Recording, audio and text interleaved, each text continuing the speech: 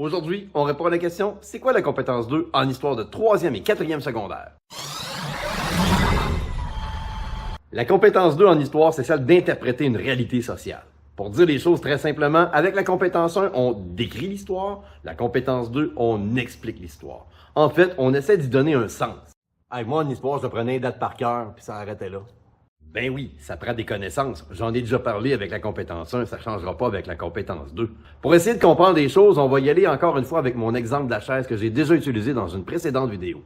Pourquoi a-t-on inventé les chaises? Quelles sont les conséquences de l'invention des chaises?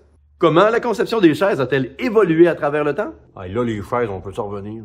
Alors qu'en compétence 1, le 3QO est suffisant, quand on travaille la compétence 2, il faut aller un petit peu plus loin dans notre questionnement, puis s'interroger sur des choses comme les causes, les conséquences, les continuités ou les changements.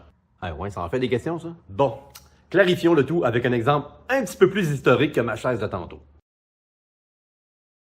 Évidemment, dans un cours d'histoire, je te fournirai un document un petit peu plus poussé qu'une simple image, mais pour le cadre de ma vidéo, ça va faire le travail. Pourquoi Christophe Colomb est-il allé en Amérique? Quelles sont les conséquences de l'arrivée des Européens en Amérique pour les Autochtones?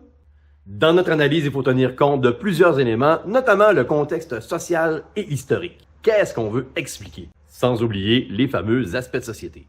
C'est important de procéder à une analyse rigoureuse des faits en histoire afin de s'assurer de la validité de notre interprétation. On utilise plusieurs sources, c'est notre fameux dossier documentaire.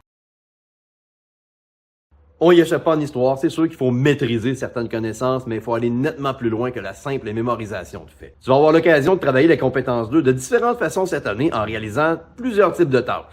Il y a certaines opérations intellectuelles qui sont reliées directement à la compétence 2. Je pense notamment à celle qui dit qu'il faut déterminer des causes et des conséquences. De plus, tu te rappelles sûrement des questions à réponse élaborées que tu as fait dans le passé où est-ce qu'on te demandait de rédiger un texte en réponse à une question un peu plus large. C'était des questions de compétence 2.